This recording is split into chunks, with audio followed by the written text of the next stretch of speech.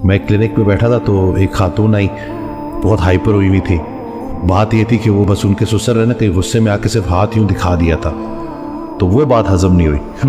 तो उनको बहुत हाइपर शोर कर रही ना, उनकी आवाज़ बाहर तक क्लिनिक तक जा रही सारी ना, बाहर जो पेशेंट बैठे हुए थे। खैर वो बात हुई, निकल गई।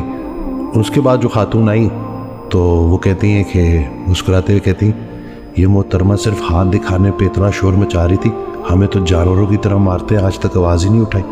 तो उस वक्त मुझे सरकार का वो फिक्र है कि जालिम का सबसे बड़ा जुल्म यह है कि वो मजलूम को पता ही न चलने दे कि उसके साथ जुल्म हो रहा है। वो इतनी मार खा चुकी थी अल्लाह कि उस मार को ही उसने अपना नसीब समझ लिया।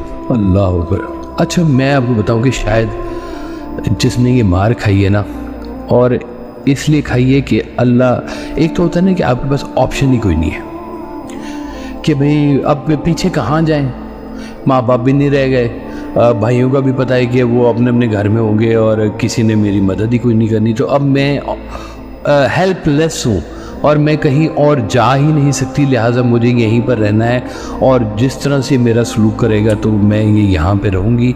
शायद मेरा नसीब ही ऐसा है ना जी। तो मेरे अल्लाह ताला ने मेरे लिए ये नसीब लिखा हुआ है। तो मैं आपको एक बात बता दूँ उसके लिए कि उस औरत का बहुत बड़ा दर्जा है जो अपने लिए इस चिट्ठी को अल्लाह की चिट्ठी समझती है कि ये जुल्म मेरे पे हो रहा है और मैं इसको इसलिए बर्दाश्त कर रही हूँ कि मेरे अल्लाह ताला ने मेरी स्टोरी ऐसी लिखी है। अब अल्लाह ही जानेगा और अल्लाह ही हिसाब पूरा करेगा। अल्लाह ताला उसका हिसाब यहीं पे करेगा सारा, उसको यहीं पर ही सब कुछ दिखाएगा और उधर के मकामात की तो बात ही कुछ और है, आप यूँ समझ लें।